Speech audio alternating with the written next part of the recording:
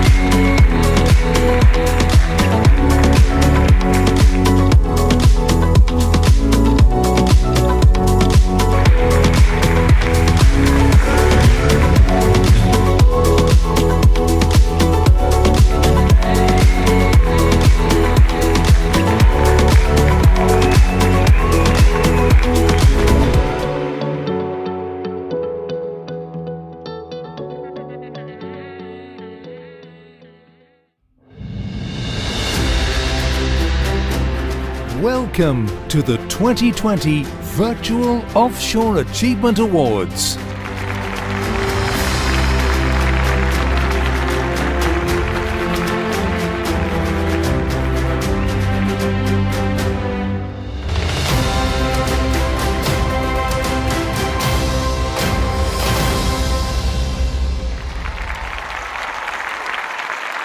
Ladies and gentlemen, please welcome the Chair of the Organising Committee for the Offshore Achievement Awards, Ian Phillips. Good evening, and on behalf of the Society of Petroleum Engineers Aberdeen section, I'm delighted to welcome you to this, the 34th Annual Offshore Achievement Awards. This is our first ever virtual edition of the event, which is generously sponsored by TACA, and which continues to be the gold standard of recognition for companies operating in the North Sea. My name is Ian Phillips, and it's my pleasure and considerable honour to chair the Offshore Achievement Awards judging panel. In March of this year, just 3 days before the lockdown, we had to take the painful decision to postpone the annual event, generally the highlight of the Aberdeen calendar. At the time, we hoped that lockdown wouldn't last too long, so we rescheduled the event to September. Now, even though the lockdown is gradually lifting, we decided to switch to a virtual event because we weren't quite sure how many of you would fancy a socially distanced evening out with 500 or 600 other people wearing face masks. Award entries were received from across the UK and from over 80 companies involved in the oil and gas and offshore renewable sectors. A rigorous judging process involving senior representatives from our sponsor companies and experienced members of the SPE Aberdeen section board who come from across the offshore industry ensures that we maintain the highest standards of objectivity and technical relevance to the industry. The judges are listed on our website www.spe-oaa.org. The awards recognise outstanding performance and excellence in a wide range of categories. The winners this evening include innovative technologies, successful companies, impressive projects, and outstanding individuals. This year, for the first time, we seek to recognise organisations that are taking practical steps to tackle the challenge of the energy transition. Watch out for some excellent initiatives later this evening. To be a shortlisted company is a huge achievement. You can be justifiably proud that your success has been recognised by a knowledgeable group of your peers in the industry. Our thanks go to all the companies who took the trouble to apply. We had a remarkable 17 entries in the Young Professionals Award category this year and found it hugely challenging to reach a shortlist, all of whom were interviewed before we selected our 2020 Young Professional. The exceptionally high standard of the entries created a considerable challenge for the judges, who had to select a winner for each award.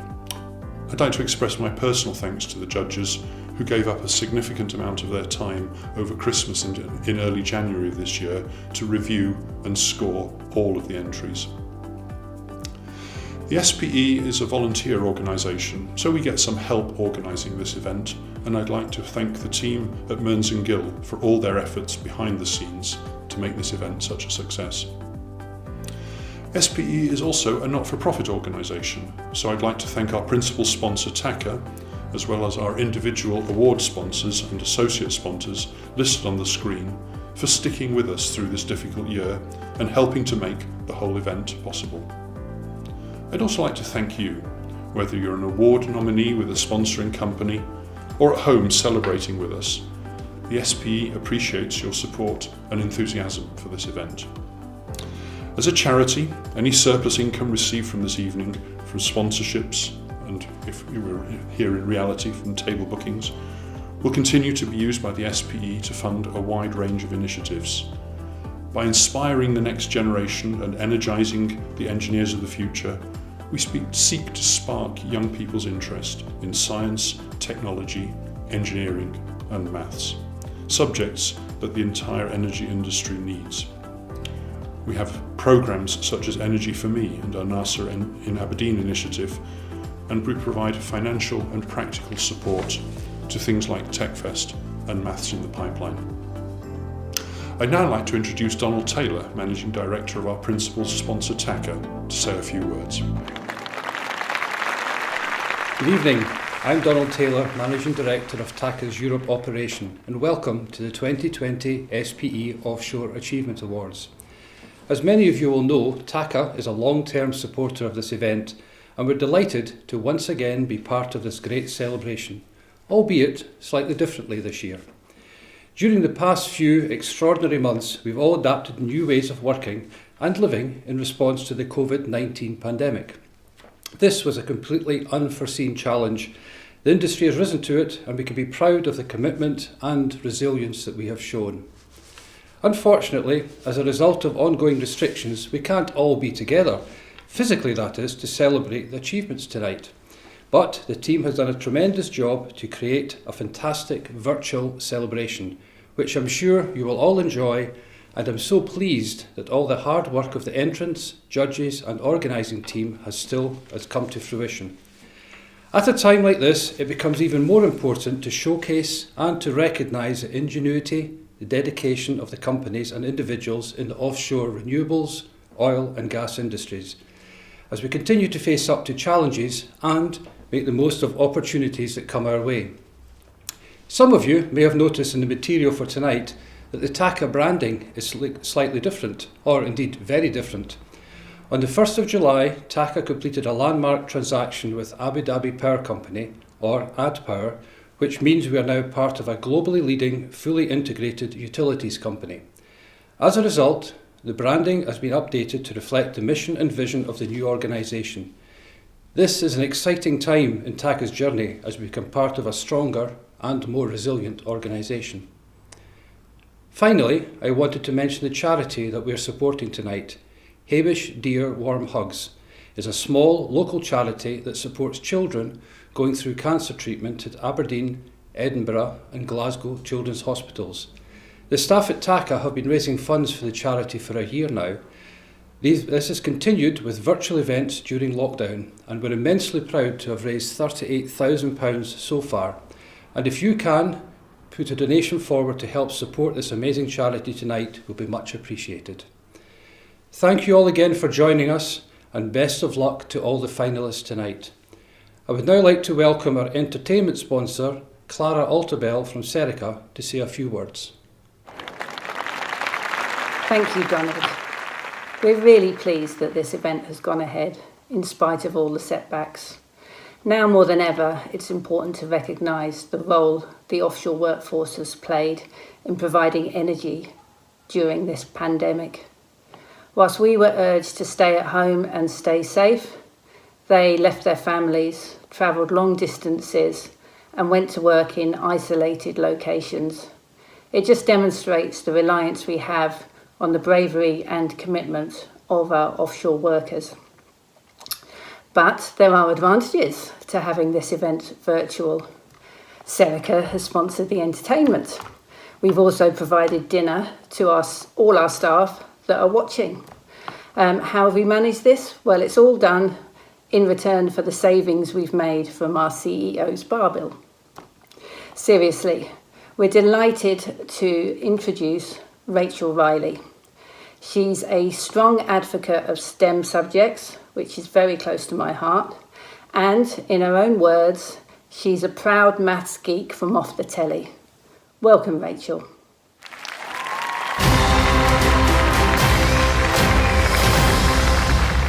Good evening, ladies and gentlemen. Thank you, Clara, for the introduction, and to SPE Aberdeen for inviting me to be your host again for the 6th time.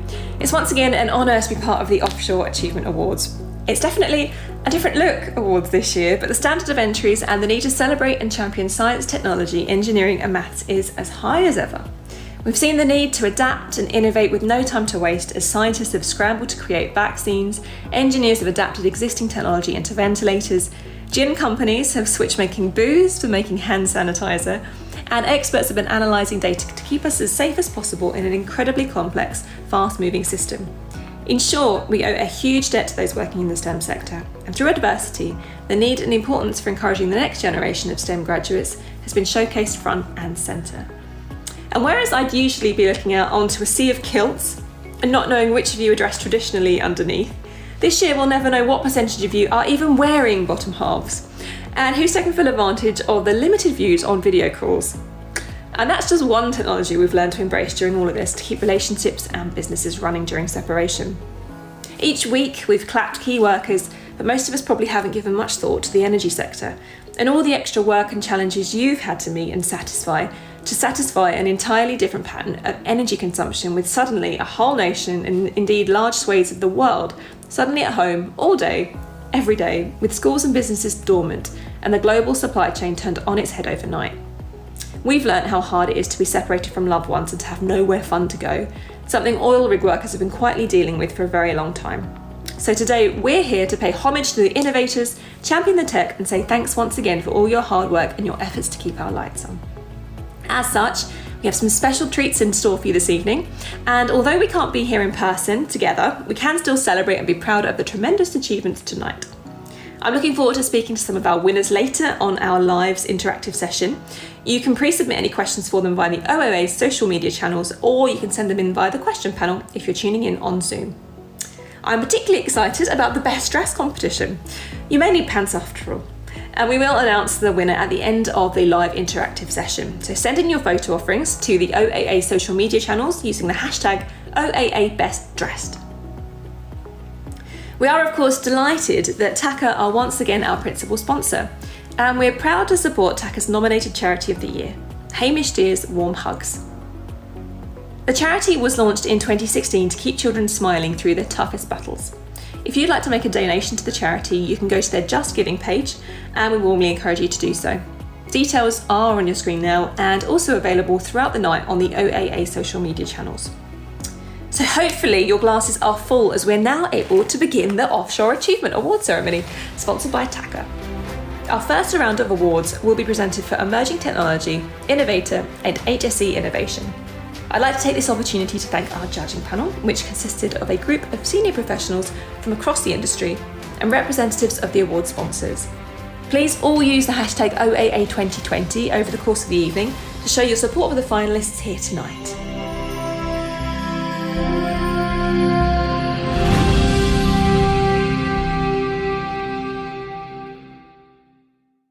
Our first award is the Emerging Technology Award, sponsored by BP. To present this award, please welcome Peter Miller, Vice President, Modernisation and Transformation, North Sea at BP. Thank you, Rachel, and good evening, everybody.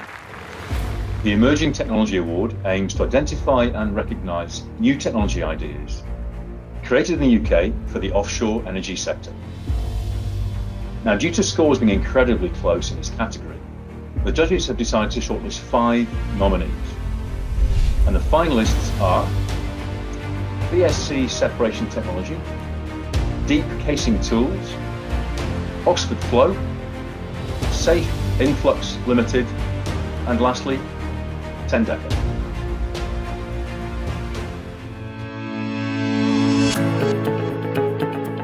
BSc Separation Technology has developed and tested a full-scale prototype of a multi-phase production separator. Unaffected by vessel movement, the separator operates in a similar way to a centrifuge, but without any need for a power supply. The technology debottlenecks water from existing fields and significantly reduces the topside's size and weight for new production facilities. As a supercompact subsea separator at its application as a downhole separator, this technology has the potential to make a major contribution to the maximum economic recovery objectives of the UKCS.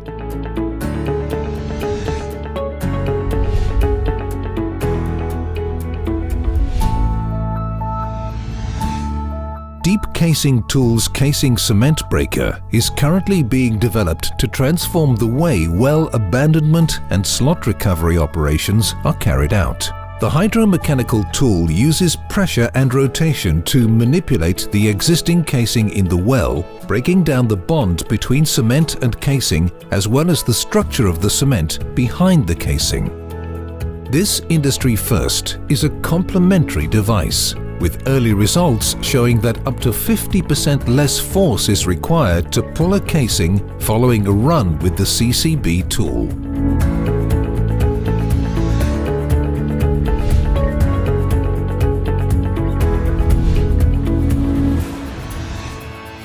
Developed in conjunction with industry experts, Oxford Flow has reimagined the actuated valve. Using the latest technology, the valve does not have a stem and is operated by an integral hydraulic actuator. The stem is one of the most common failure points of valves, and its removal enhances reliability and eliminates valve fugitive emissions to practically zero. The integration of the valve actuator into the valve body improves packaging, and the removal of the external actuator lowers the number of parts susceptible to degradation and contaminant ingress.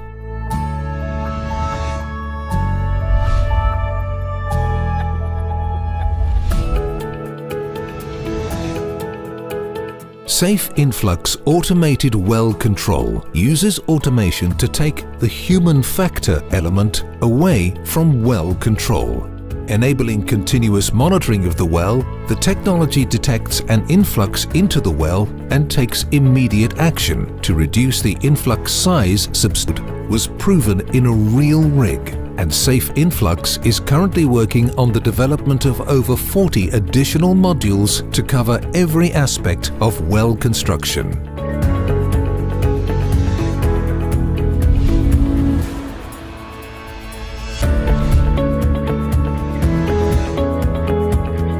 Filtrex by Tendecker overcomes the limitations of remedial sand control systems. With a unique open-cell reticulated depth filter, Filtrex can be run in-hole compressed.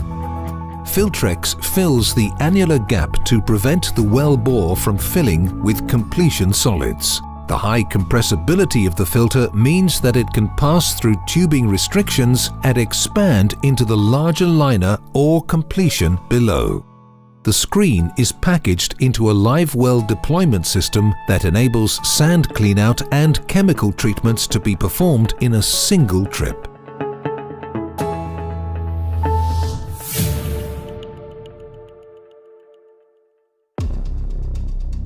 Now, as I said, the scores in this category were incredibly close.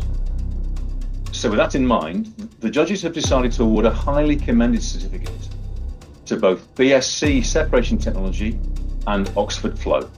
Congratulations.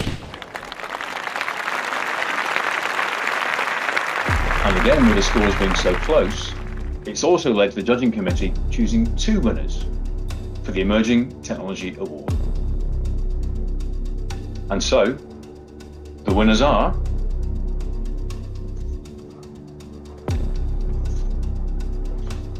Deep Casing Tools and Tendeka. Congratulations.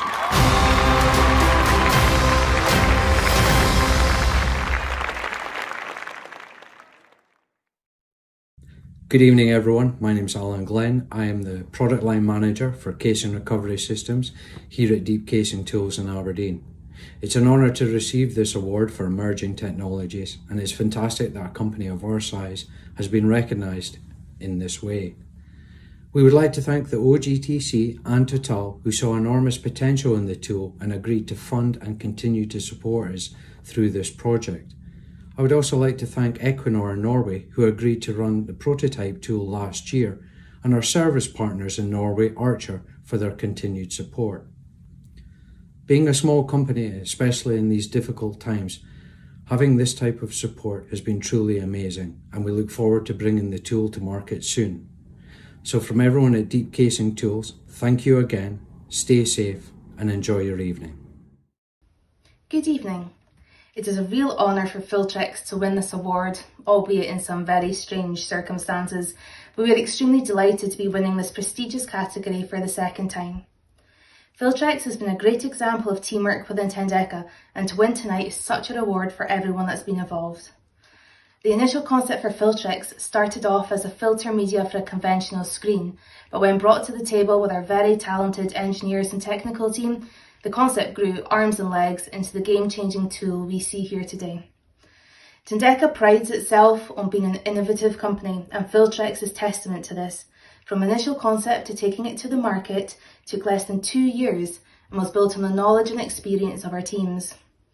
To all involved at Tendeka, from the technical, engineering and marketing teams, thank you for the passion you have shown, which has resulted into getting us here today. Enjoy the rest of your evening. Stay safe, and thank you.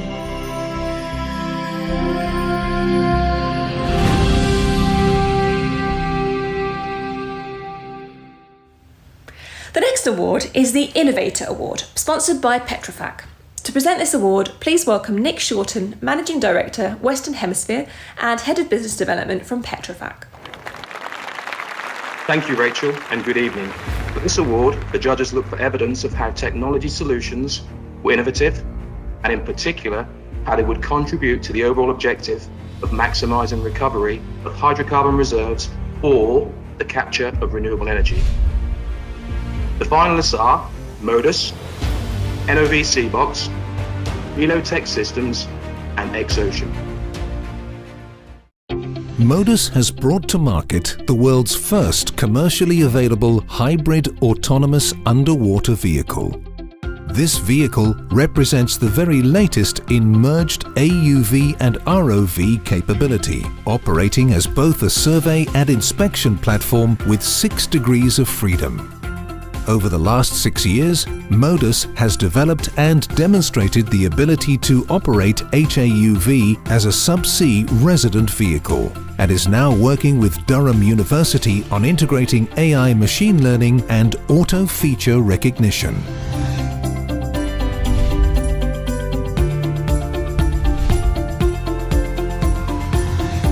A seabed water treatment solution provides several advantages and freedom from topsides restrictions.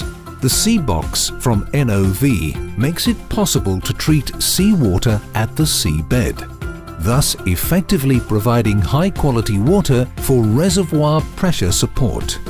With this technology, water treatment can now be done decoupled from a host and local to the point of injection. As the Seabox meets OGTC's aspirations for marginal developments, NOV and OGTC are currently evaluating a project to provide a complete plug-and-play water treatment and injection solution.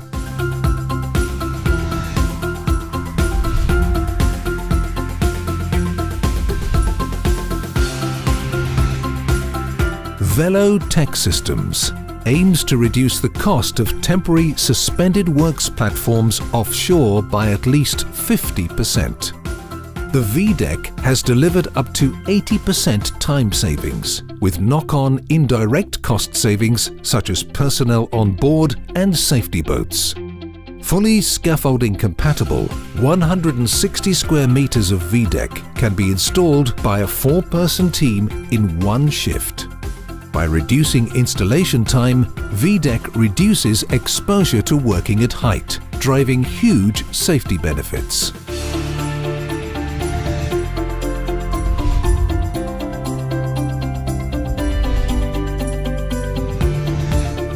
Exocean has developed a marine robotic system. The 4.5 meter long unmanned surface vessel has a 100 kilogram payload capacity, 18-day endurance, and is controlled in real time anywhere in the world via a satellite broadband connection.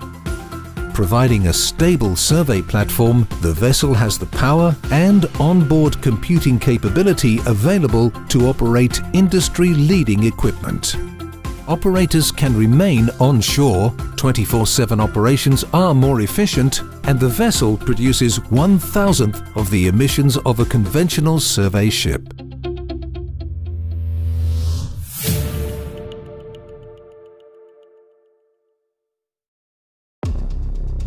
And the winner of the Innovator Award is Modus.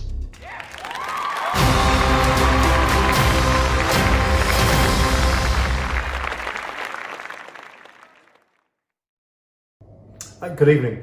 I'm Jake Tompkins, CEO of Modus. It's a huge honour to accept this award on behalf of everybody in the company. It's a great shame that we can't be at the awards ceremony in person and that some of my very deserving colleagues can't join me to accept it.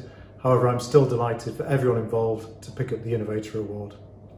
We began our programme to develop hybrid autonomous underwater vehicle services in 2013 with a vision to deliver safe, high quality, environmentally friendly survey and inspection services at a reduced cost.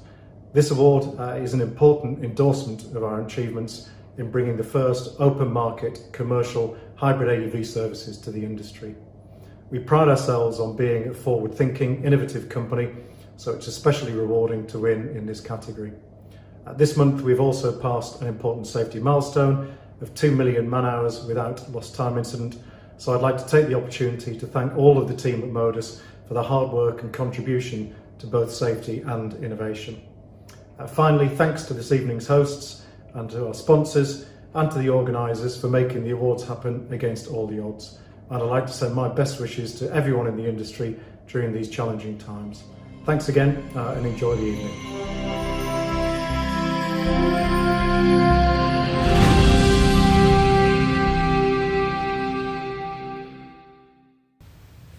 The next award is the HSE Innovation Award. To present this award, please welcome Stuart McIntosh, Asset Manager from TACA. Thank you, Rachel. It's lovely to see you back up here in virtual Aberdeen.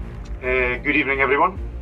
The judges in this category were looking for evidence of innovative technology and in particular how it will contribute to reducing the environmental impact of the industry or in improving individual plant or operational safety in the offshore energy sector. The finalists for this category are ARC Marine Limited, GM Flow Measurement Services Limited, and GFD Global. Arc Marine has developed reef cubes, reef mats and reef bags which protect pipelines and cables but create a permanent reef for marine life. The patented Reef Cube's design has numerous innovative spatial and surface texture features, uses eco-friendly materials, and contains no plastic or polypropylene.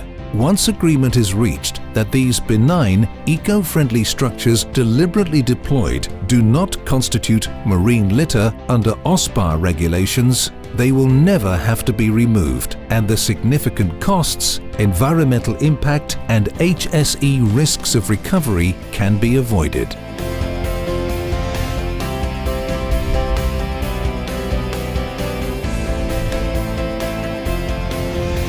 GM Flow's latest technology, Adjustacone, is a gas flow measurement meter created to improve operational safety. Adjustacone accurately measures and analyzes flow data on offshore installations. It is developed from an alternative but still well-known technology which is safer, more robust, and more accurate than the traditional methods. The meter has a smaller footprint, saves on space at the well site, eliminates the need for manual intervention and costly production shutdowns, and completely eliminates the release of hazardous gas around operating personnel.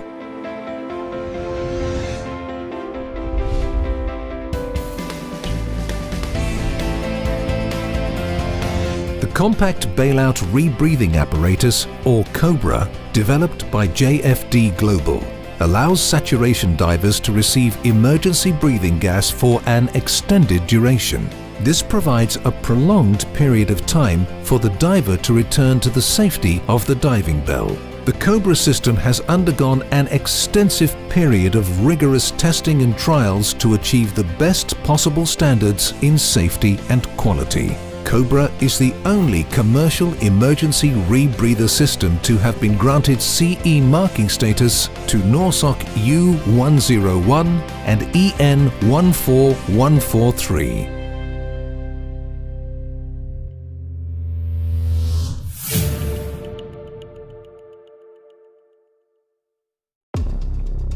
The scores were very close in this category, and the judging committee has opted to award a highly commended certificate, and that goes to ARC Marine Limited. So very well done to them, and congratulations.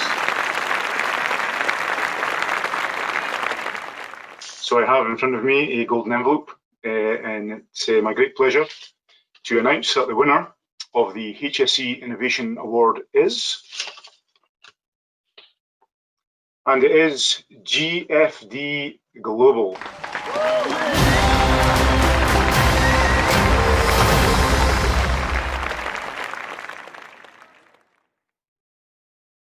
Thank you all. I'm delighted to accept this award on behalf of JFD, and we're very proud to be recognised in an area that we view as the most important aspect of any subsea operation, which is safety. Innovation is paramount to improve safety and is something which we at JFD are very passionate about. A product such as COBRA takes an enormous amount of effort, not only to go through the design concept to production, but to continually review, evolve and improve. And this is something we at JFD are committed to continuing. It's only through the dedication, hard work and passion of our teams, stakeholders and all our customers that we've been able to achieve the success of COBRA. I'd like to thank them all for their continual effort and support. Our ambition was to provide the most reliable piece of equipment to safeguard divers' lives, allowing them to work at extreme depths of down to 500 metres of seawater and giving the confidence in the harsh environments that they operate. With over 100 COBRA sets now delivered and currently in operation globally within the diving industry, divers need assurance that they have the safest and most reliable bailout rebreather in the world should the worst happen. And thanks to COBRA, they do. Thank you. Thank you, ladies and gentlemen. Just a reminder, you can donate to our chosen charity, Hamish Deer's Warm Hugs, by going to their Just Giving page. We have also been receiving some fabulous best dressed photos already from all of you, so please keep them coming in using the hashtag OAA Best Dressed. I'd now like to welcome the chairman of the SPE Aberdeen section, Kenny McAllister, to say a few words. Thank you, Rachel. It's great to have such an enthusiastic STEM ambassador back at the Offshore Achievement Awards. My name is Kenny McAllister and I'm in the fortunate position of being the chair of SPE Aberdeen, where I lead a team of volunteers who are dedicated to sharing technical knowledge about our industry amongst its members, the industry at large, and crucially reaching out to the next generation of potential energy engineers to tell them about the challenging and rewarding career that's available in the energy industry. This reimagining of the Offshore Achievement Awards epitomises the character of the people and the organisations that operate in this industry. Back in March this year, we were looking forward to an Offshore Achievement Awards, remembering how enjoyable and stimulating previous events had been. When COVID-19 was first discussed, we expected the impact to be limited. Perhaps award winners wouldn't be able to shake hands with Rachel Riley on their way to pick up their awards. But then the world changed, and this industry did what it always does. First, it made sure our people were safe. Then we worked together with our partners to gather and assess data. Once it started to look like running the Offshore Achievement Awards in 2020 was going to be impossible, that's when we really got to work. Large and small companies and outstanding individuals have made tonight's event happen through innovation and their dedication. It's that same spirit working in the industry that we celebrate tonight.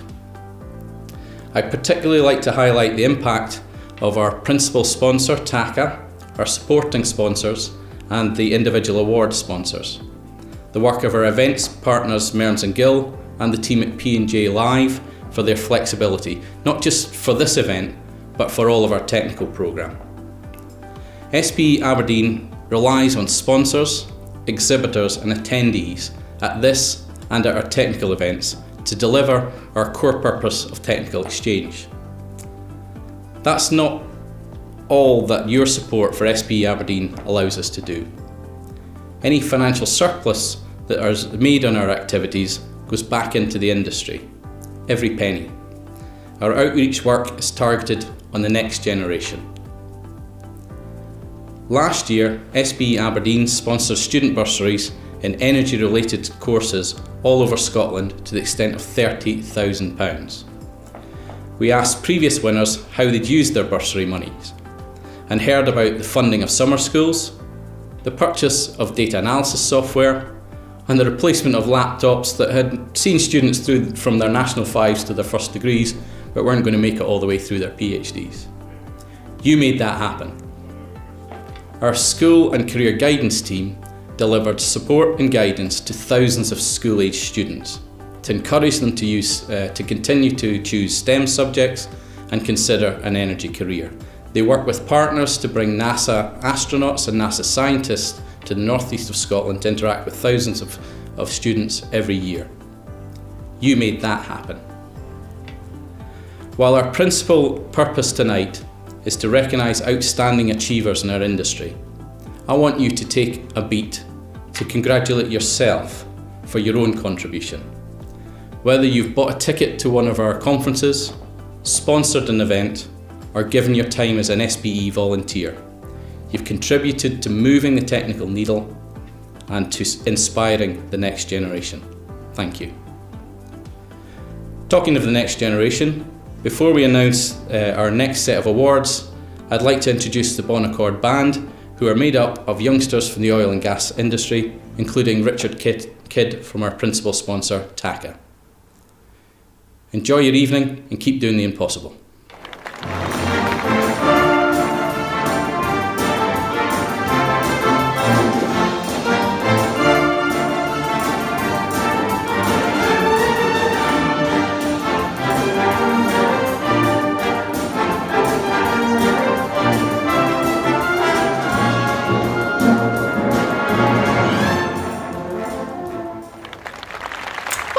Enjoyed that, and like me, you're definitely looking forward to seeing the Bon Accord Silver Band in person at next year's OAAs. Thank you, Tim, that was fantastic. I hope your evening has been entertaining so far, and although unfortunately we can't enjoy the fine food and drinks provided by the P&J Live, I hope you've got something just as tasty for yourselves in your own homes. Thanks to all of the local restaurants and bars who've got involved this evening, providing special offers to our guests. They are listed with our gratitude on the OAA website.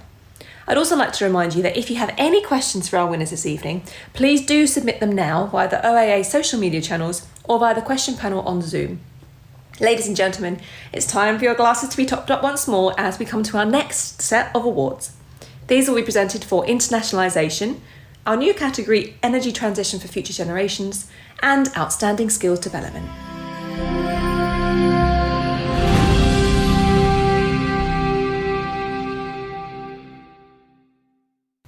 To present the Internationalisation Award, sponsored by Energy Industries Council, please welcome Stuart Broadley, Chief Executive Officer at the EIC.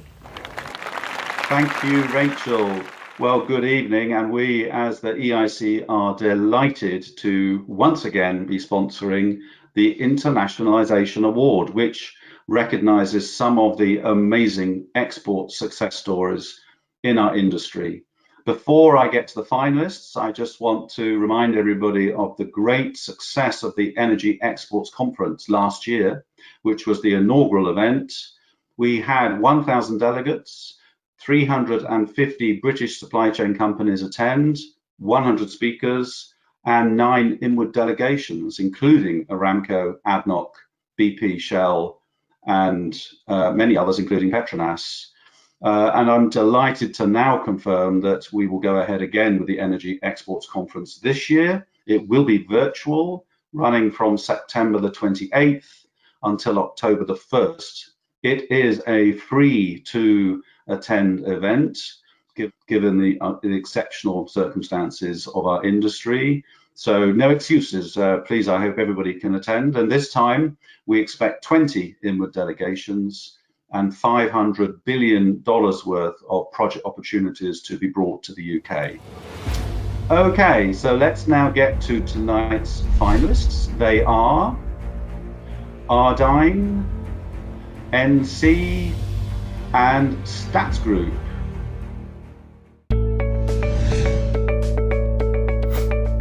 In the last year, Aberdeen has exported its technology and expertise from the North Sea to complete first operations in Nigeria, Ivory Coast, Brunei, Kuwait, Qatar, Mexico, Canada and the USA, alongside ongoing operations within the UK and Norway.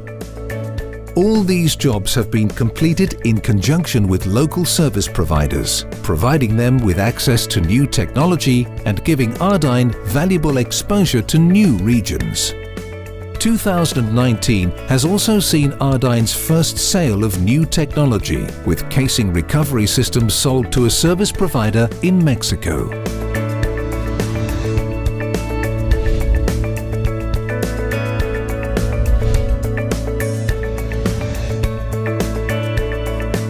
Throughout 2019, NC has made substantial progress by successfully penetrating the Middle East. Embracing the recent low oil price, NC used this as momentum to diversify.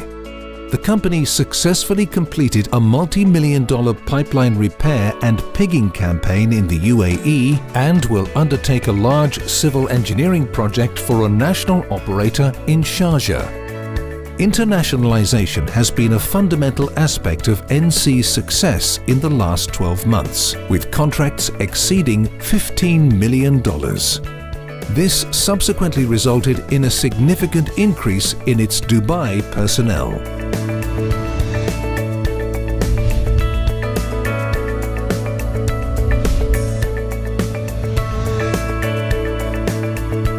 In order to support its internationalization strategy, Stats adopted a regional-based model supported by its head office in the UK. Operational facilities now exist in the USA, Canada, UAE, Qatar, and more recently in Oman and Malaysia. 2018 was a record year for Stats Group, with revenues of £43 million compared to £30 million in 2017. The results reflect STAT's successful internationalization strategy, with 80% of the company's revenues now being generated outside of the UK.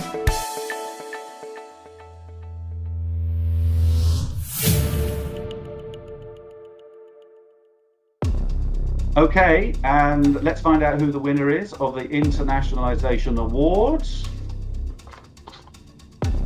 And the winner is NC. Congratulations.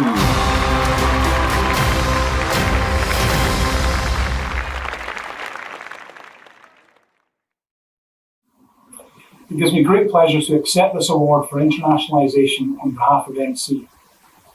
Our journey and motivation to internationalise really came during the last oil downturn, when we found ourselves in a position of readjustment and realised we had to step out of our current market and diversify into one which showed particular promise and growth opportunities. With considerable energy resources, the Middle East market was chosen as providing an ideal growth platform. We had also completed a number of successful projects in the region through our partners and believed that to service clients going forward, we needed to localise the business. We formulated a strategy, wrote a comprehensive plan, which was endorsed by our key stakeholders, and our journey began.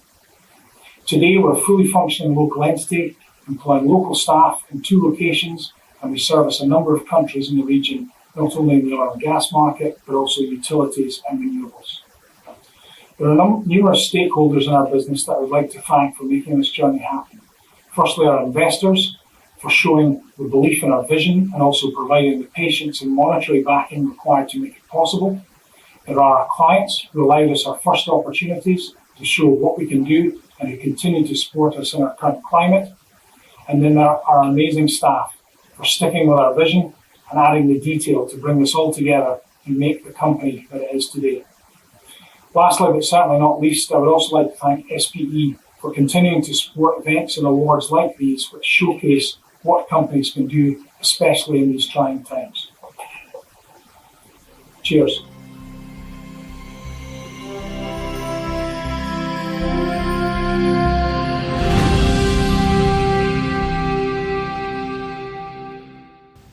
The next award is for Energy Transition for Future Generations and is sponsored by CNOOC International. To present this award, please welcome Scott McGinnigal, VP Business Services UK from CNOOC International. Thank you, Rachel, and good evening. The Energy Transition for Future Generations Award recognises the efforts of an offshore company to reduce the carbon footprint of its operations or to achieve the industry target of net zero emissions. This new award recognises the vital role that the oil and gas industry has to play in the energy transition. The finalists are BP, Pale Blue Dot and Wood.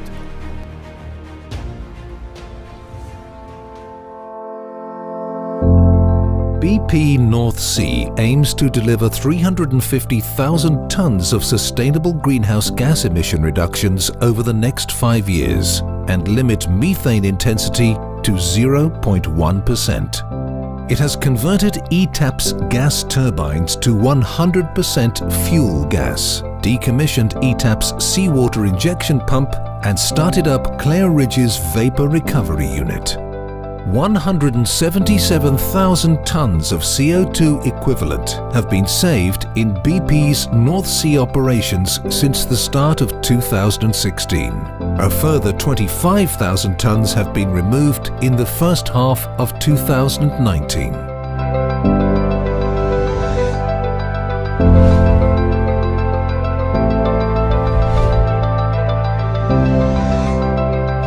Pale Blue Dot Energy is leading the development of the Acorn carbon capture and storage and hydrogen projects at the St Fergus gas terminal. The Acorn project is currently supported by the UK government and the EU Connecting Europe facility, with industrial support from Shell, Total and Chrysaor. The projects will reduce Scope 1 emissions at the gas terminal and could reform North Sea natural gas into clean hydrogen for use in transport applications as well as in the gas grid to decarbonise heating in our homes and industry.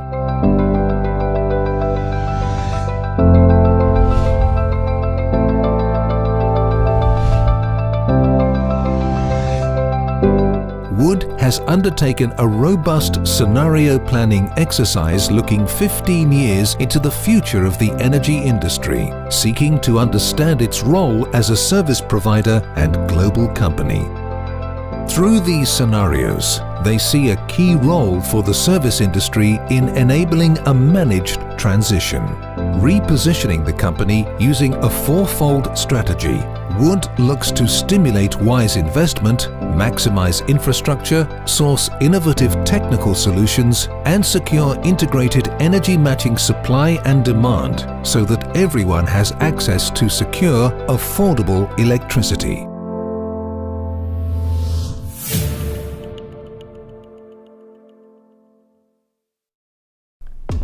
Once again, the scores were incredibly close in this category. I'm delighted to announce that we have two winners, BP and Pale Blue Dot.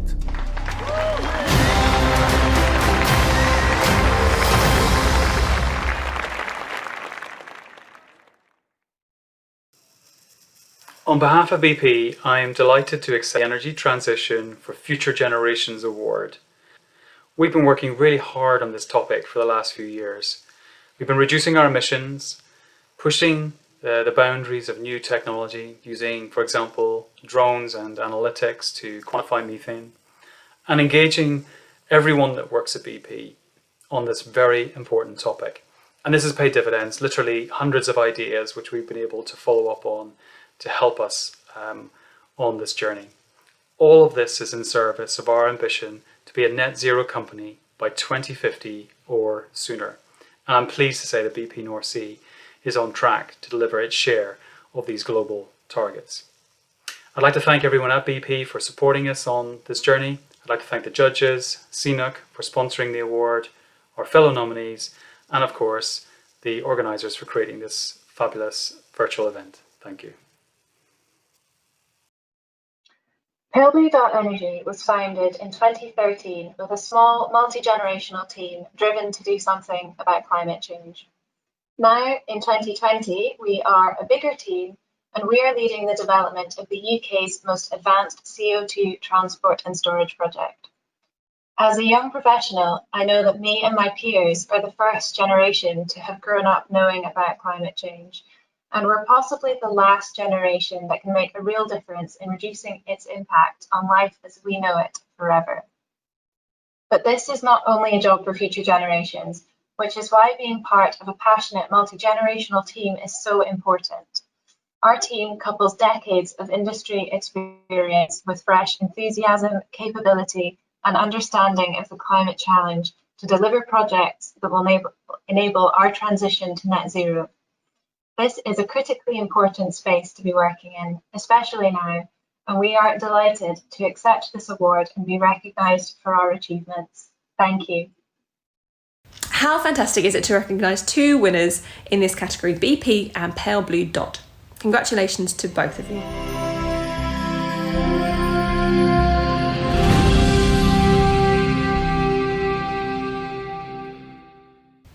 The next award is for Outstanding Skills Development and is sponsored by Skills Development Scotland. To present this award, please welcome Sector Development and Skills Planning Manager, Oil and Gas for Skills Development Scotland, Jenny MacDonald. Thank you, Rachel. Good evening. It's lovely to see you again, albeit virtually.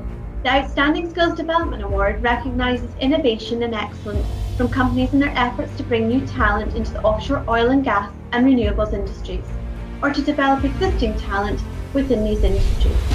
The finalists are Aquaterra Energy, Sparrows Group and Wood. Aquaterra Energy's graduate scheme has been accredited for over 10 years. So far, every graduate has gone on to become chartered or incorporated, and the number of applicants continues to grow year on year. The company recruits apprentices to work as offshore technicians. Trainees will also be recruited this year and will be supported in becoming qualified within their chosen specialism. Aquaterra Energy also continues to work with schools and feels fortunate to have been driven forward by a team of ambitious and intelligent young people.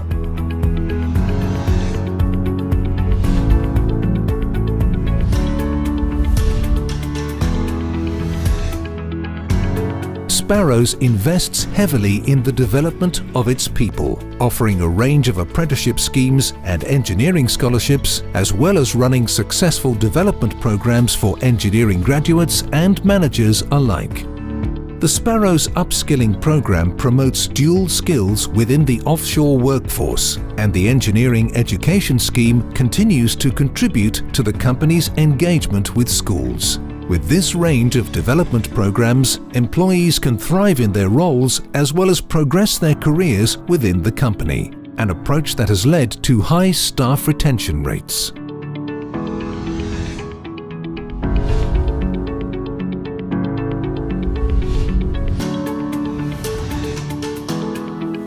Wood recognizes that university is not a path that everyone must take, and the company actively encourages young people to consider roles which will allow them to develop as they work. The range of activities covered in Wood's Early Careers program includes their graduate scheme, an in-house project controls trainee program, and mentoring programs in conjunction with Career Ready Scotland and local schools. Structured work placements introduce young pupils to the world of engineering, and Wood remains committed to inspiring the next generation.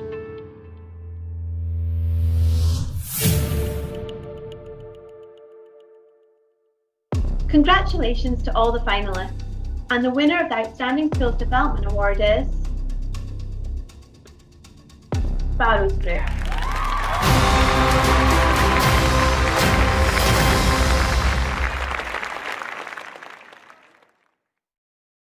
Hello, I'm Ewan Kerr, the Chief Technical Officer of Sparrows Group. As a technical specialist service provider, our personnel and their development are a key part of the business's foundations and values. It is for this reason that it's especially pleasing to win the award for Outstanding Skills Development. I'd like to thank you very much for the award, which to me is a real positive endorsement of the work our training and development team do. Thanks again. Well, thank you, and congratulations to all of our winners so far this evening. SPE Aberdeen is one of the organisers of a project called NASA in Aberdeen, which brings representatives from NASA to speak to school pupils, families and the general public about the importance of STEM subjects and the careers that can follow from them. OAAs are also about reinvesting back into the industry, with all surplus funds going to help initiatives that promote STEM subjects and careers. Unfortunately, for obvious reasons, NASA in Aberdeen couldn't happen this year. However, to say a few words this evening, I am delighted to welcome our very special guest, astronaut Bill MacArthur. Good evening. I'm NASA astronaut Bill MacArthur. I would like to be the latest person to welcome you to the Offshore Achievement Awards. It's wonderful to be back in Scotland, even if it's only a virtual visit. I'd like to thank Colin Black, Chairman of NASA in Aberdeen, inspiring the next generation, and Hyang Lloyd, President of the Scottish Space School Foundation USA, for the invitation.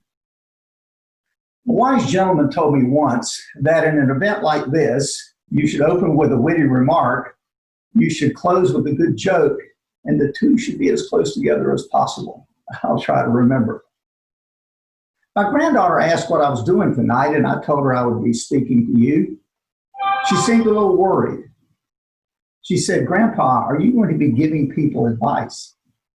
I said, "No, dear, not this time." She said, "Good. Socrates gave people advice and they poisoned him." She's such a dear. My wife and I were raised to be proud of our Scottish heritage. My ancestors hailed from Argyll, the east end of Lochaw, near Dalmally. Our family story is that my ancestors received a grant of land following the Jacobite Rising of 45 in return for supporting the English king. Well, I've also read that my ancestors supported both sides, so... A gameskeeper in Argyll, familiar with our family history, shared what may be the truth: the Highland clearances. He asked if I knew why my forebears left Scotland. I dutifully shared what I'd learned from my father. The gamekeeper smiled, shook his head, and said, "Nay, the Campbells ran you out." Okay. Our first visit to Scotland in 2001 was to promote STEM education, and that's been a theme of most of our visits. We've supported the University of Strathclyde Scottish Space School and now NASA in Aberdeen. But when we've been here, we've always ensured there was time to immerse in our heritage. And when we've had the opportunity, we have vacationed here on our own. I must thank you for your support of NASA in Aberdeen. The enthusiasm Scottish students have for the study of STEM subjects bodes well for the future of our planet. You, like NASA, recognize that our ability to meet the challenges of the future is dependent on our future workforce. Have you considered how similar our businesses are? We both operate in some of the most inhospitable, extreme, challenging environments imaginable, using sophisticated technology. Now, admittedly, the space shuttle, developed in the 70s, which flew until 2011, utilized what I call the most advanced obsolete technology in the world. But the offshore exploration for oil and gas, bringing it to the surface, delivery to refineries, and eventually to consumers entails risks with great similarities to space exploration. When the space shuttle program ended, we wanted to maintain the skills of our workforce. My organization, NASA's Safety and Mission Assurance Directorate in Houston, reached out to the oil and gas industry to seek opportunities to share our experiences in the management of high-risk activities. While we hoped we could provide value, we were keenly interested in identifying the capabilities of our oil and gas colleagues, capabilities that can be applied to human space exploration. And now, as we've developed and we are beginning to operate the next generation of spacecraft, I think the oil and gas industry can claim some that you have made a not insignificant contribution to our success. Like you, NASA invests in the future. And the education of our youth is the greatest investment we can make. They are the future. You and I, in particular, need engineers and scientists, which explains our passion for STEM education. Try to remember who or what excited you enough to pursue your career. That's the goal of NASA in Aberdeen. We're not trying to turn all of the students into astronaut wannabes, but we do want them to open their eyes to the exciting, rewarding careers in science, technology, engineering, and math. NASA is proud to partner with the Society of Petroleum Engineers in this endeavor. Thank you again for supporting NASA in Aberdeen. Inspiring the next generation is an investment to which we all must be committed. Now, I promised you a closing joke. Instead, until we meet, Sláinte Mhath. Thank you. Thank you, Bill. We wish NASA in Aberdeen all the best, and we definitely hope to see you in person next year. We've now come to the point in the evening where we'll announce our final set of awards, and these will be rewarded for Great Company SME, Great Company Large, Young Professional, and finally, Significant Contribution.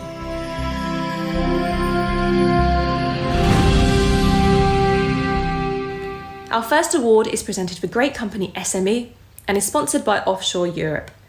To present this award, please welcome Simon Marshall, Event Director at Offshore Europe.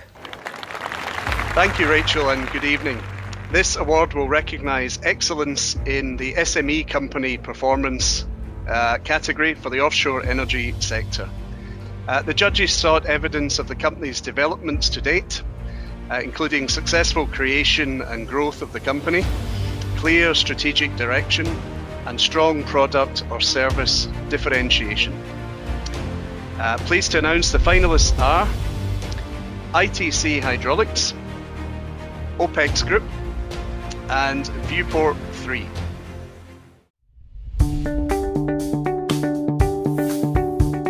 ITC Hydraulics has been providing specialist hydraulic engineering services for the past 20 years. In recent times, rather than focusing on the demise of traditional markets, the company turned its attention to developing a conductor removal casing jack for the decommissioning market in 2016, as well as the first ever NORSOC compliant and certificated diver's umbilical reeler in 2017, and a reduced risk small footprint combi reeler in 2019. The combination of diversification, nurturing the future talent of the industry, and the passion the company shows for how it fits into the local community means ITC Hydraulics is driven and poised for the future.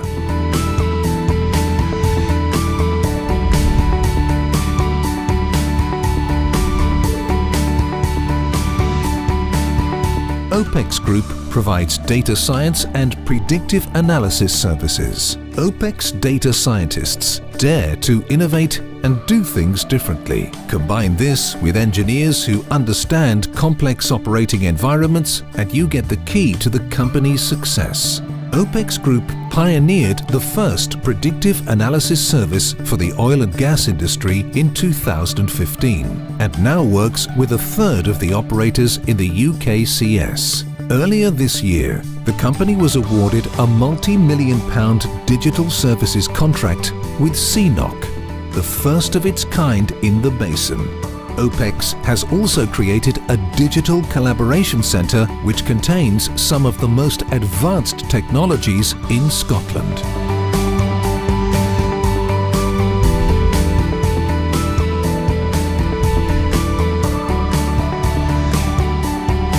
Viewport 3 provides underwater 3D scanning and reverse engineering services to the subsea sector. Structured around the lean business model concept, revenue increased with the company taking on its first employee and moving into their first office in Ellen. Now based in Dice, due to continued expansion, Viewport 3 has saved its customers an estimated £10 million by adding efficiencies to otherwise vessel-intensive maintenance campaigns.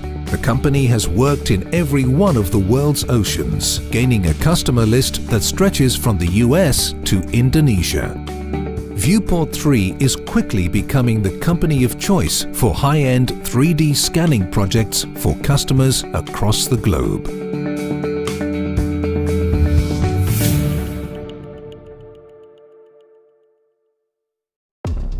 And the winner is ITC Hydraulics. Congratulations.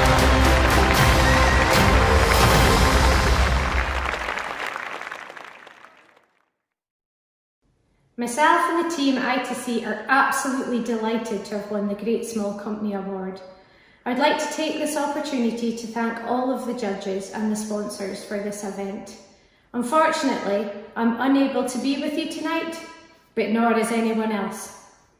Cheers anyway.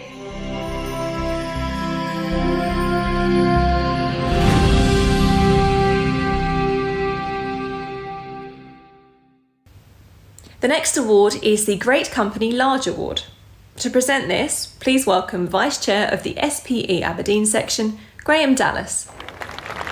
Thank you, Rachel. Good evening. This next award will recognise large company performance in the offshore energy sectors, and the shortlist is Expro, Serica Energy and Wood.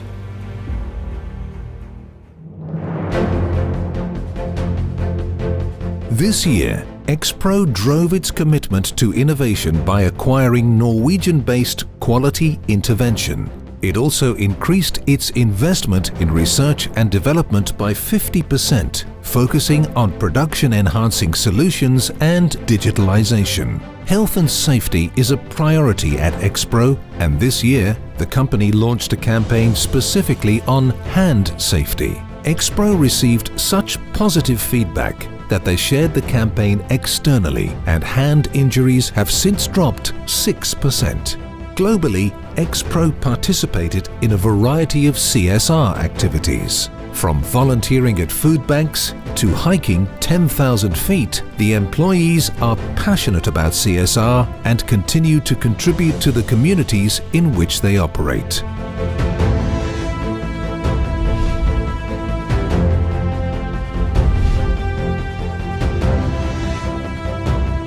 The last 5 years have been a roller coaster ride for Serica Energy. Through tenacity, commercial skill and innovation, 2017 brought the announcement that Serica Energy had acquired Bruce Keith and Rum from BP North Sea. This deal has since pushed Serica into the top ranks of UK oil and gas producers with virtually no debt, powerful cash flow and minimal exposure to decommissioning costs. Serica Energy's strategy is firmly fixed on identifying and acquiring assets where the company can add value and growth. By creating a working environment that encourages and rewards ownership, efficient work practices continue to help the company's cash balance to grow.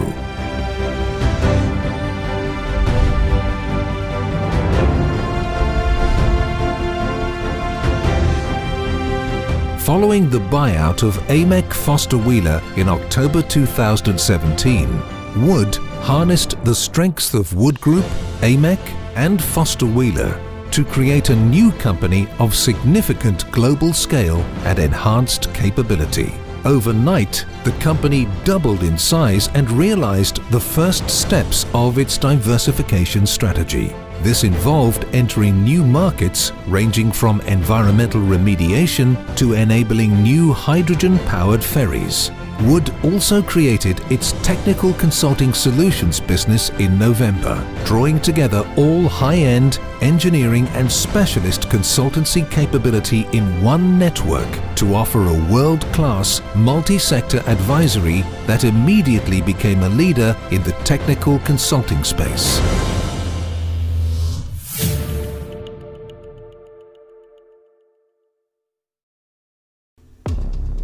And I'm delighted to announce the winner of the Great Company Large Award is Serica Energy.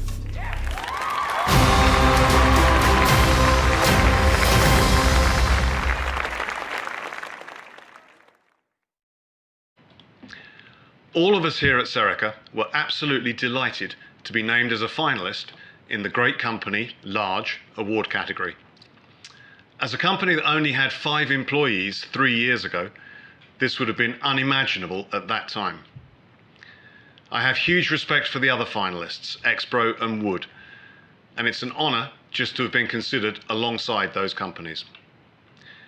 To be named as winner is, I think, a fantastic recognition of the skill and effort of the 150 or so members of our team, and we shouldn't forget the support of their families. The last 3 years has been an incredible ride, and this outstanding group of people has made it great fun. I'd also like to acknowledge the contribution of the numerous consultants and contractors who've helped make this all possible. I really hope that we won't stop here. This team can and will achieve a lot more, I'm sure. So thank you for this award. I'm delighted to accept it on behalf of everyone in the company. It's a shame that we're not all together to receive it, but I'll make sure that we celebrate virtually tonight and more properly when it's permissible. Thanks again and have a great evening.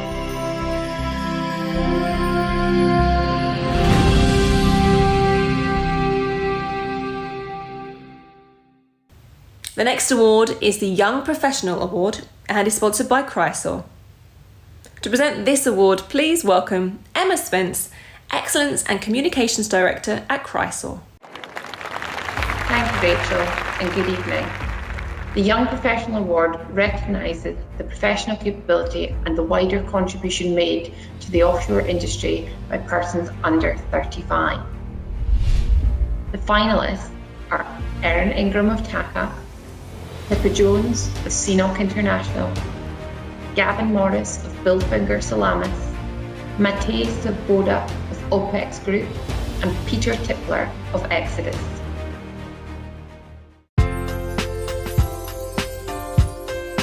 Erin Ingram, TACA. From the outset, Erin Ingram was identified by TACA's leadership team as an outstanding asset and a future industry star. Her innate talent, diligence and desire to succeed have enabled Erin to deliver results which have consistently exceeded expectations and perform at a level far beyond that of a typical graduate early in her career.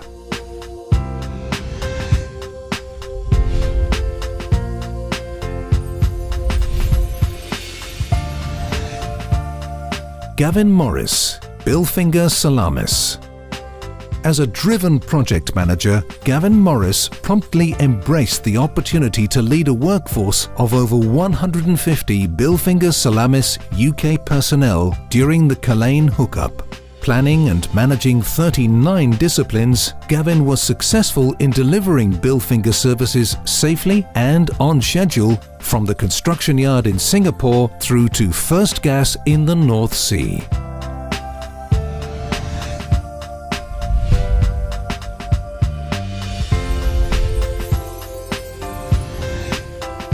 Matej Svoboda, OPEX Group. Matej Svoboda, a data scientist at OPEX Group, applies his highly sought-after skills to help oil and gas operators turn mountains of data into meaningful insights. Matej builds complex predictive models and algorithms that are used to anticipate offshore system failures, helping operators to avoid millions in production loss, reduce maintenance costs and lower emissions.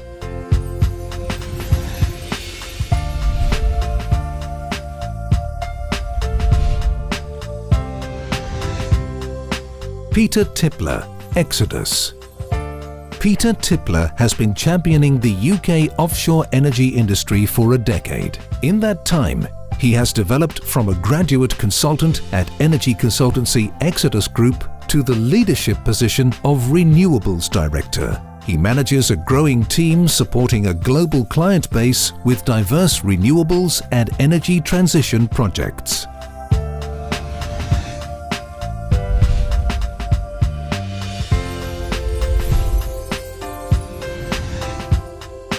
Pippa Jones, CNOC International.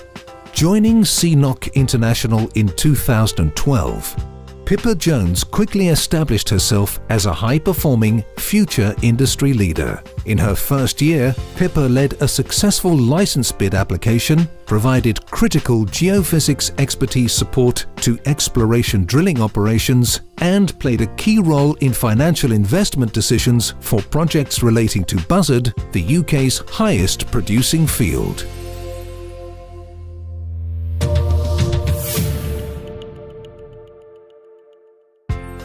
To win the Young Professional Award would be amazing, not only for me and my colleagues and mentors at TACA who are truly deserving of recognition, but I also hope it would be a great opportunity to illustrate to the next generation the diverse career opportunities within our industry and really highlight the variety of skill sets beyond the technical roles that have a valued and absolute role to play both now and in the future. The award would be confirmation that the loyalty and hard work of myself and my mentors and coaches in both my professional and personal networks has paid off and produced a rounded project professional. It will also be an acknowledgement from the wider industry that the Culzean hookup was a successful project and the blueprint for how lean and agile management structures can deliver major projects in the North Sea. Winning this award would definitely mean a lot to me. I will take it as a positive feedback that the work I do by utilizing data science in the oil and gas industry makes a difference. It will also show that I am on the right journey to attract more talents into this industry. At the same time, winning this award would show that the data science plays a crucial role in the energy sector. It can be seen as a very strong driver for further development and innovations in this field. I think first of all, I'd be so incredibly proud and humble. I've had the privilege over the last 11 years to work across so many sectors of our industry, so oil and gas, field development, life extension, decommissioning, through to renewables, so offshore wind projects, hydrogen, wave and tidal. And I just know that there are so many fantastic, motivated, highly skilled people out there who are also so deserving of this award. It would be a huge privilege to win this award. Already, I'm greatly honoured to be shortlisted alongside candidates with really impressive achievements. If I was to win the award, it would be a tribute to those I've worked with and learnt so much from over the years. It also recognises that as a young professional, what you say and what you do matters. To me, it also highlights the importance of being accountable not only to others but to yourself, to make the most of every opportunity, to listen and to work positively with others to drive what's needed to deliver the business.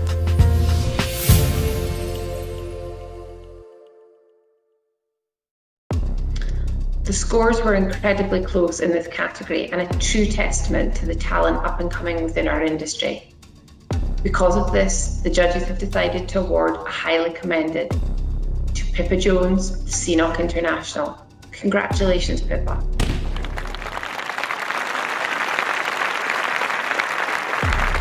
The judges have further decided on 2 winners in this year's Young Professional category. And the winners are Erin Ingram of TACA and Gavin Morris of Bilfinger Salamis.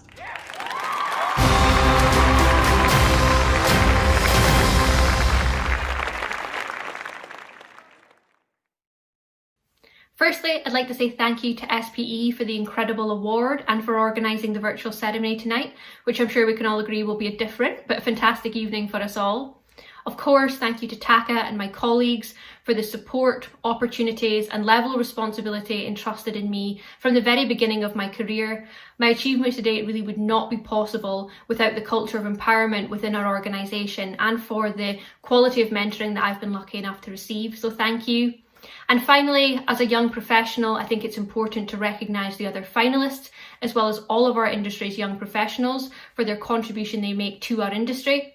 I think it's vital that we continue, especially during these challenging times, to support, value and uplift that next generation because they will be crucial for the future of our industry. So thank you again for the award and I look forward to the evening. Thanks very much for this award. Absolute honour to be nominated and make the shortlist for this award, let alone win it. So yeah, over the moon, thank you. Congratulations to my fellow professionals that made progress through this award process. I'm sure we all have bright futures in the energy industry ahead of us. Thanks to SPE and the main sponsor TACA, and specifically those individuals who take time out of their busy lives to facilitate the application reviews and the interviews leading to this award. Thanks to my colleagues, managers, mentors throughout my career for the support and guidance and honesty they've given me. And obviously specifically for those that nominated me and put me forward for this award. Finally, this wouldn't be possible without my family and friends for the guidance, encouragement that they show and the perspective that they put on everything. So, yeah, thanks very much.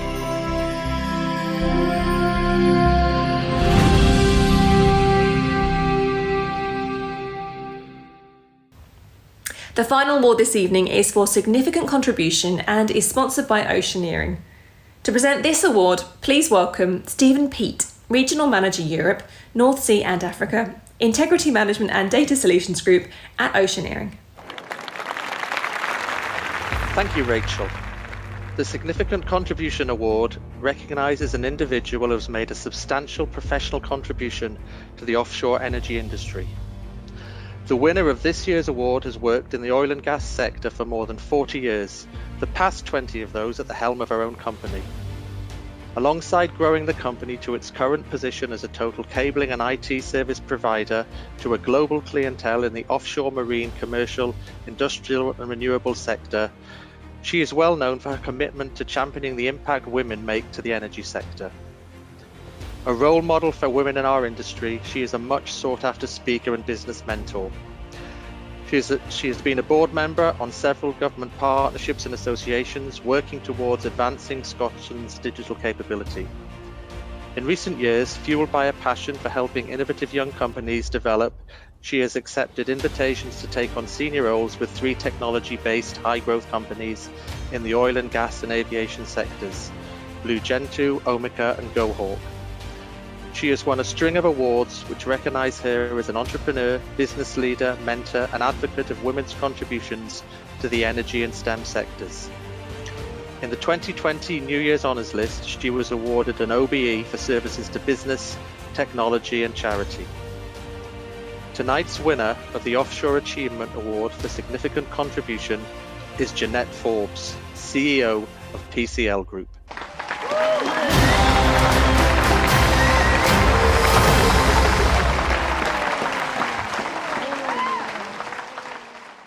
Well, to say this is a real honour and a total shock is an understatement. I was always under the impression I was just doing the day job. So many people have provided me with the encouragement over the years to continue in the oil and gas industry. To them, I owe a huge debt of gratitude. There have been two significant times when I was that Dalton figurine on the outside, held together by sellotape on the inside. The first when we had to deal with a bad debt of £179,000 in 2002, after only incorporating PCL Group 2 years earlier. And the second when my husband died in 2012. Both events in my life where I had the heart ripped out of me, but I found the strength to continue this incredible journey. I have a number of people to thank, but none more than my two children, who I have now handed over the day-to-day operations. Both are embracing the challenge running PCL Group, and they will grow just as I did when I first started the business 20 years ago. I owe so much to my team, who pull out all the stops when it comes to delivering innovative technological solutions, 24 hours a day, 365 days of the year, for 5 industry sectors. I call them my technical geniuses, which of course they are. And lastly, but by no means least, the companies and individuals who have supported myself and our business over the years.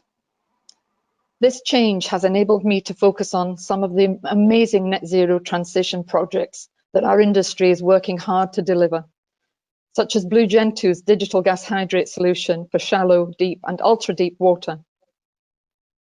It is now time to engage with the new era of diversification and inclusion, and as only the second woman to receive this significant contribution award, the time is right for the industry to show its strength and to start to create this new world for the young pioneers of tomorrow and beyond. We can all assist in this transition, but we need the help of the operators to deliver our innovation. Piper Alpha changed the world for those working in oil and gas. We that continue to work in the industry must, and I emphasize must, change the environment and leave a significant legacy. Taking that first call at ARI on the 6th of July 1988, 32 years ago, changed my career. As I sat in my car after coming off night shift the next morning, bewildered at what had just happened the previous night, I vowed to make a difference where I could to an industry that I knew absolutely nothing about. My story simply shows that through drive, determination, and the ability to make a change, anything can happen. Thank you for nominating me for the worthy recipient of the 2020 Offshore Achievement Awards for significant contribution. Now, where did I put my rig boots when I took them off? I need to get back to that day job. Congratulations, Jeanette. I am looking forward to talking to you very shortly in our interactive session, but for now, well done. Ladies and gentlemen, please give a big virtual round of applause for all of our winners this evening, and a huge thank you to our sponsors, as without them this event would not have been possible. It's been a pleasure to be your host for the awards again this evening, and without further ado, let's now speak to some of our winners and take any questions you have for them. Information on how you can join us will now appear on your screen. See you in a sec.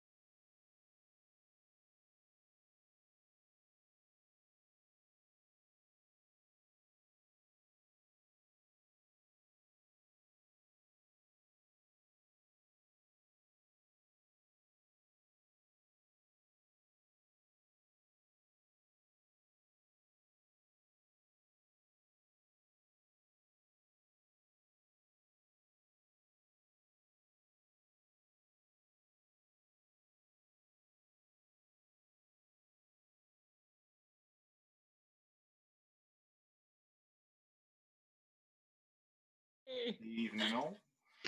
Hello. Are we live, everybody? Yes, I'm. Yeah. Thanks. You're definitely live. You're looking fantastic. Congratulations. You've got the screen. Right, here we go. Well, thank you very much for everyone for joining us for this live Q&A session. I think you're the hardcore Offshore Achievement Awards fans. I hope you had a lovely evening so far. I'm so impressed by the outfits as well. We've had some really good entries for Best Dressed, and a lot of you clearly quietly sporting your wonderful attire and not shouting about it on social media. Terrible. But well done. I'm keeping an eye on the door to make sure that my daughter doesn't come in for her bath, because it's almost bath time.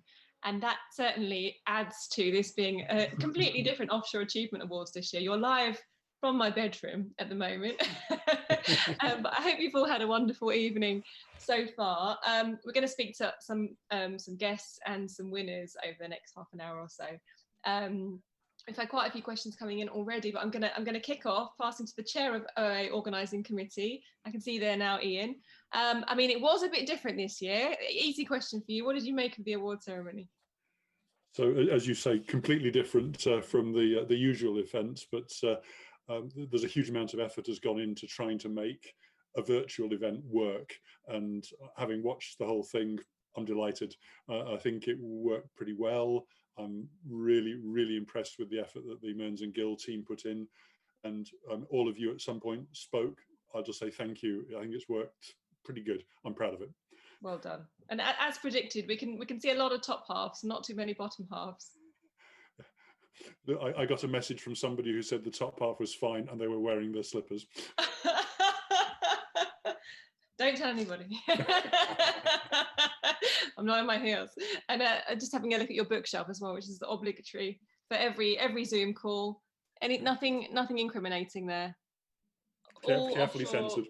All work related, I'm sure. Well, congratulations. Thank you very much. And well done to the team for pulling this off.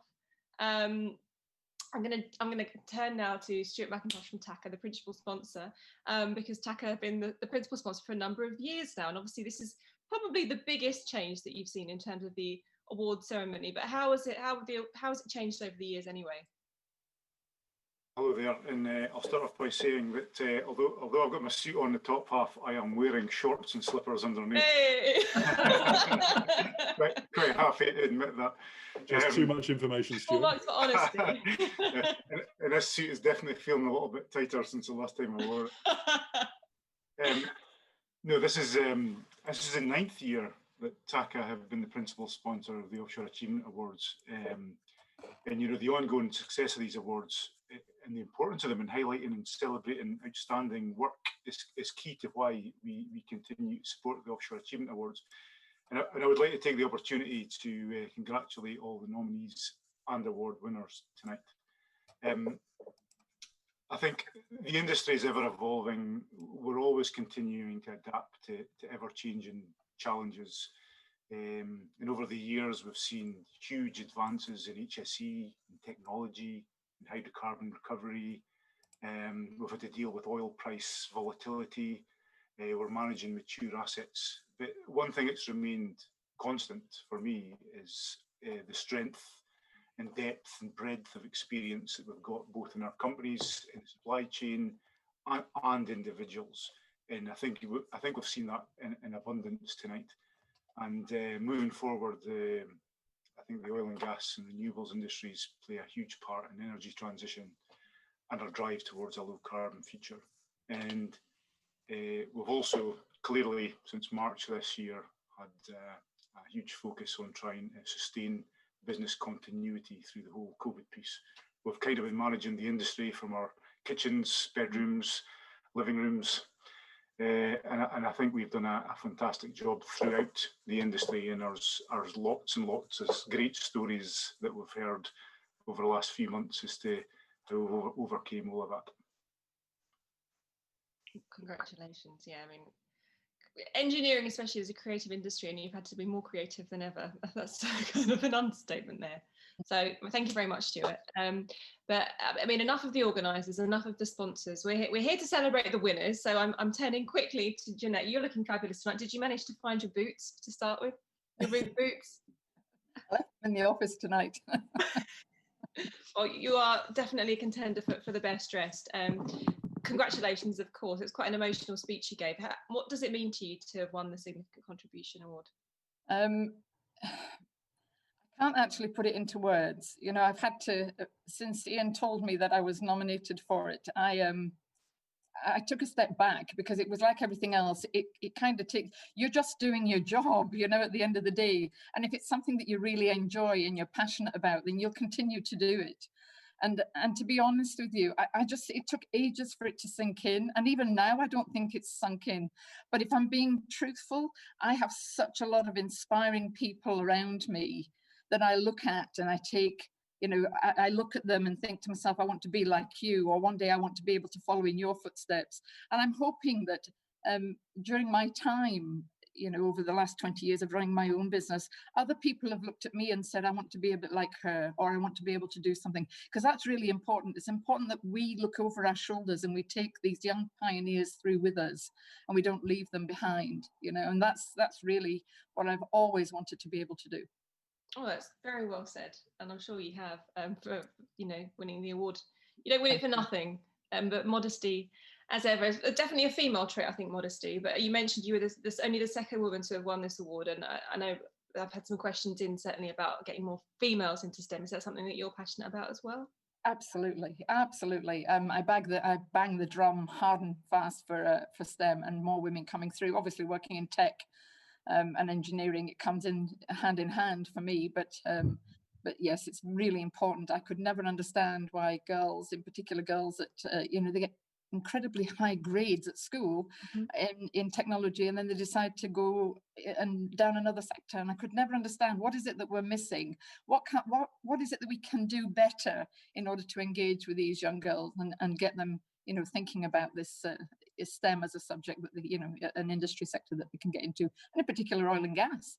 I mean, that's, for me, it's just I know this sounds a little bit blasé, but you know, it's something that excites me every day I go, because every day I find something new about the oil and gas and the new transition that we're going through. I mean, some of this new innovation that I'm seeing now as I'm coming through to this net zero era is, I just wish I could live another 40 years. I really wish I could live another 40 years. You know? I'm going to tag you in there on this next question, because we've had a question in, and it's for me, but I think you're probably better placed to have it, so we can have a little chat about it. But the question is, to me, as a long-standing ambassador for STEM, and in particular encouraging girls and women to take an interest in STEM careers, the energy transition is creating a huge shift in the types of roles we see available now and in the future. What opportunities do you think this brings for women and young people? And I mean, yeah, it's everything you've already mentioned. And I looked up a few stats about this, and as you said, you know, to get to net zero by 2050, that it's estimated it's going to be 400,000 jobs created. Indeed. And it is something that females are more interested in than males. There's still, it's 83% of females versus 73% of males are looking for a career that positively impacts the environment. So it's Absolutely. a lot of people. And for me, I think role models is a huge part of it. So looking at the stats again, is only 12% in the energy sector are female. And I think you need to see people that you can relate to and who speak as passionately as you do about the job that you work in and about their potential career opportunities, and how we're told all this time that women are more about creative and caring professions, but you're not told, A, that engineering is ridiculously creative and you have to think outside the box and answer questions that no one's ever asked before, and B, that of course you know, the inventions and the work that engineers do improve people's lives no end. I think those things, I think we need to change a bit of the advertising around it. I think you're right. I absolutely agree on that, because I've often said, you know, whenever I see anybody that's working in STEM, they've usually got this long white overcoat on, you know, flat shoes, big thick glasses, hair up in a bun. We have this thing about women have to look, you know, they have to fit that dynamic, and it's like that is not the case anymore. Women don't dress like that work in STEM or in energy anymore. Okay, we're modern women, and we need to be recognised as that, and we're modern career women, which is even more important. I agree. We can have our hair done, lipstick on, and our rig boots on the bottom, or slippers, whatever we choose. It's up to us. Well, congratulations, and I hope you had a lovely evening. Sorry we couldn't all be there to celebrate you, especially the the big award at the end of the night. So hopefully next year we'll be together in person and we can raise a toast. Yeah, thank you very much indeed. I was just, as I said, I'm just totally blown away by the whole thing. It's come as a huge, I mean, it sits here, it's just such a huge bonus that I never thought for one moment that I would ever be considered for. So yeah, without any shadow of a doubt, this is a prize. This is a real prize. Well earned, I'm sure. Thank you. Congratulations. And enough from us for a little while, because we're talking about encouraging the youth. So who better to have a little chat with us than the winners of the energy transition winners? Actually, we're going to come to some youth later, so we're sticking on energy transition right now. Still, good segue. But let me move on to Giles McKay, BP, and Alan James from Pale Blue Dot, and winners of the Energy Transition Award. Are you with me? Yes, so with you, Rachel. Here, fantastic. Can you say, what would you like to say about the importance of this award? I mean, it's come up naturally in conversation. It's obviously a hot topic at the moment. Well, I mean, it's an enormous topic, and probably one of the biggest challenges that we are facing as an energy industry, and it's absolutely fantastic.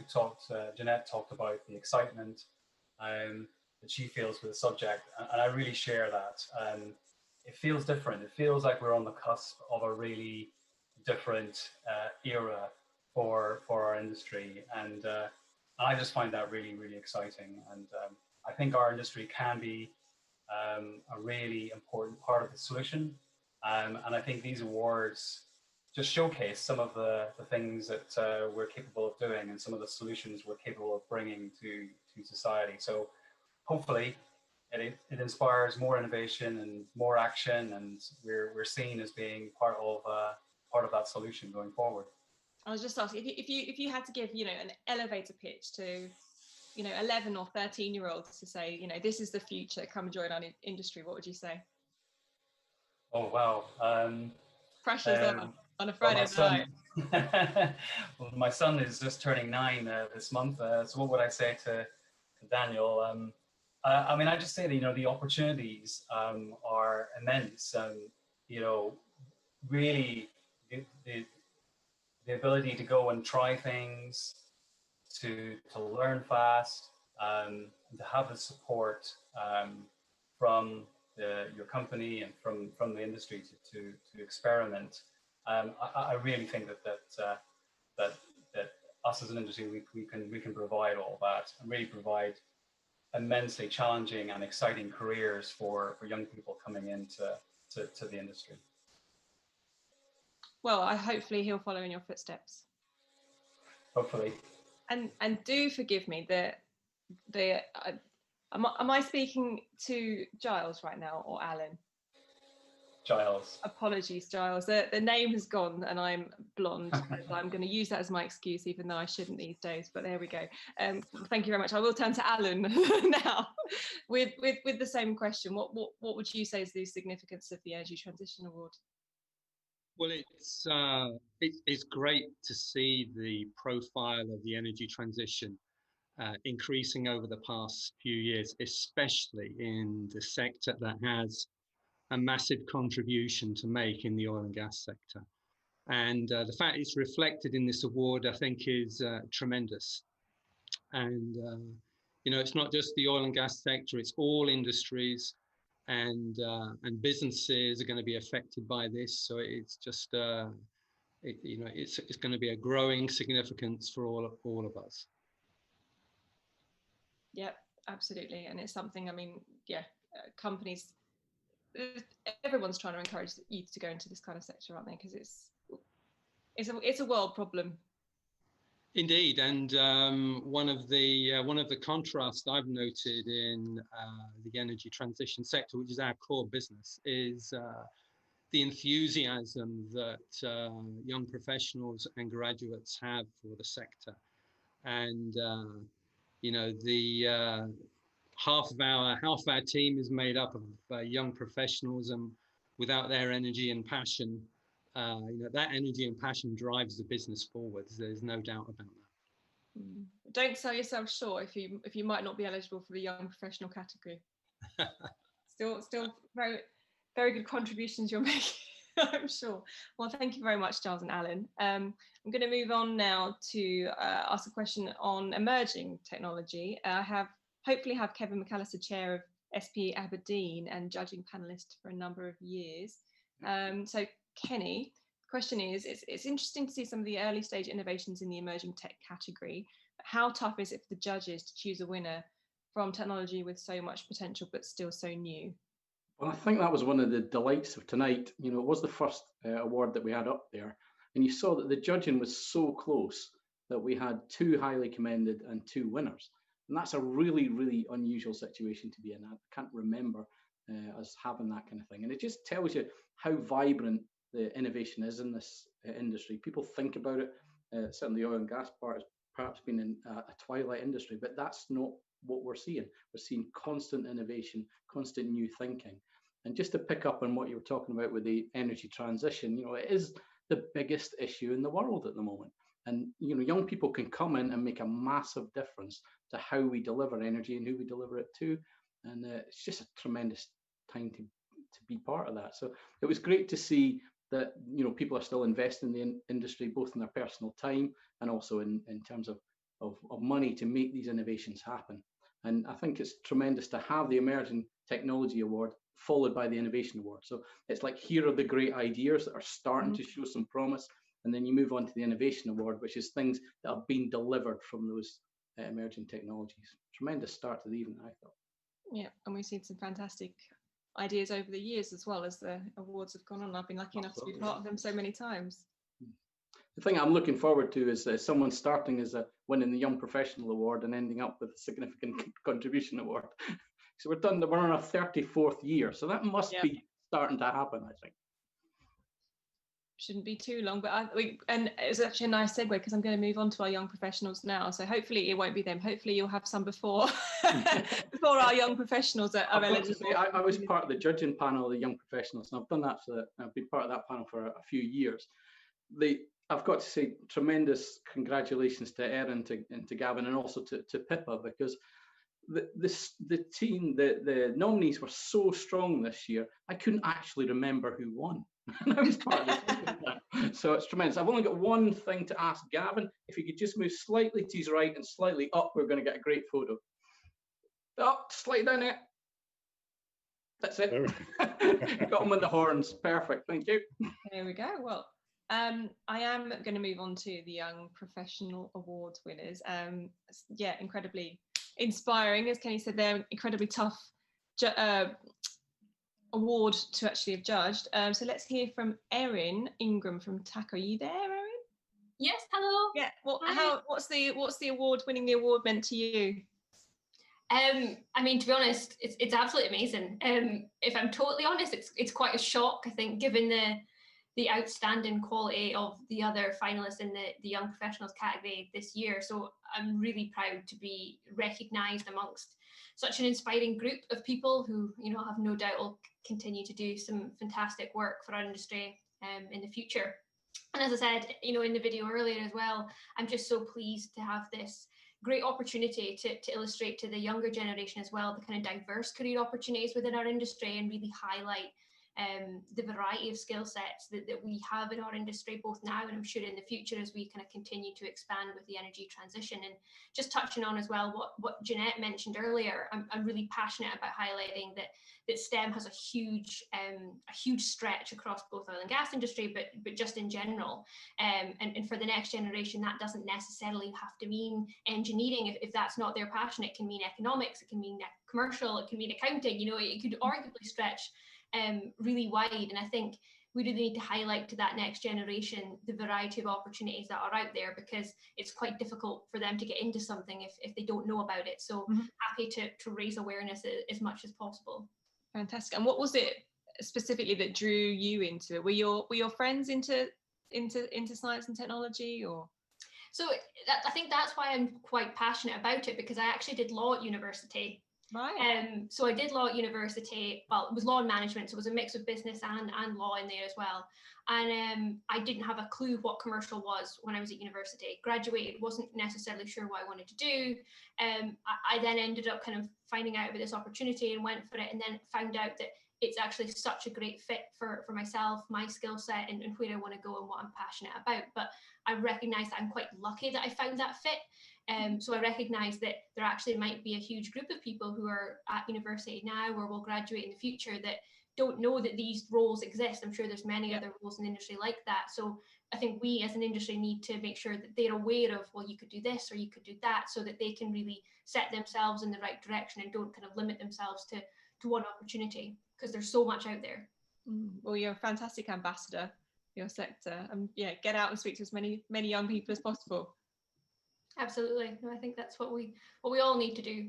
Absolutely. I totally agree. And Gavin, I'm going to ask you the same question. 2 winners this year. How much has it meant to you to win the Young Professional Award? Yeah, it means a lot. It's excellent. Genuinely didn't expect it, to be honest, given the caliber of candidates that were up for it. But it really is good. You know, for me, hopefully it opens maybe some more doors in my career that maybe I didn't expect. But you know, it's great for kind of colleagues, my client, the supervision that worked for me. They deserve a piece of the success as well. It's completely still a business.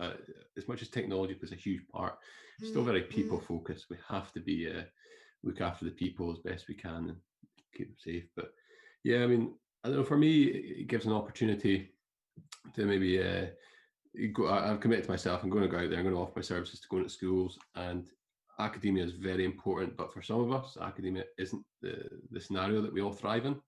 And I think it's important, especially given the current exam hoorah there is going about, that you know, somebody maybe goes to speak to people that do have work ethic and a drive, and they're average academically, let's be honest.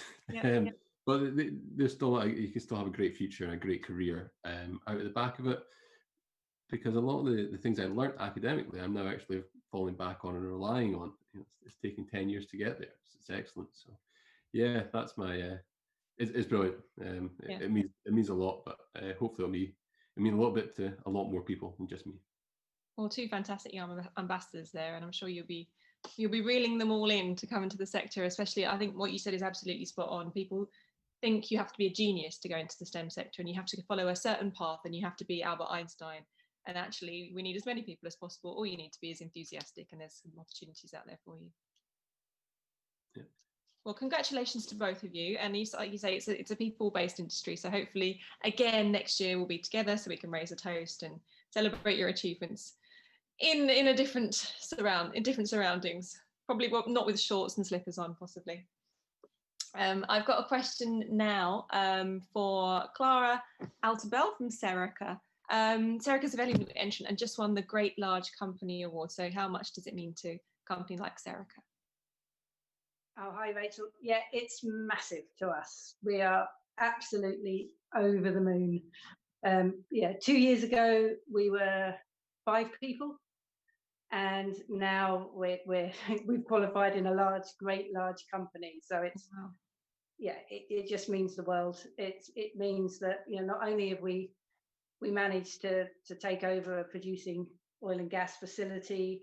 We had 110 people join us from BP, and we've worked together. We've forged a company. We have our own identity now. We've worked on efficiency, and now, you know, I'm now VP ESG, Environment, Social Governance, and so we're moving into that space. So it's fantastic. Everyone's worked together, offshore, onshore. We've built an office in Aberdeen, and it's unrecognizable, and it's really fantastic to be recognized. And what do you put that success down to in such a short space of time? What's the magic potion? Yeah. No, it's just about the attitude. You don't know that you've got, you know, people get asking us, well, what's your mission statement? You know, what's your philosophy? What's, you know, to shove it down people's throats. And it wasn't that. We just do it, you know, we notice, you know, we know that efficiency is important. So how can we simplify things offshore? How can we make things easier? How can we work together? And yeah, it's just that sort of nimble attitude, that sort of entrepreneurship, Mm-hmm. and not getting too bogged down, and and valuing our people.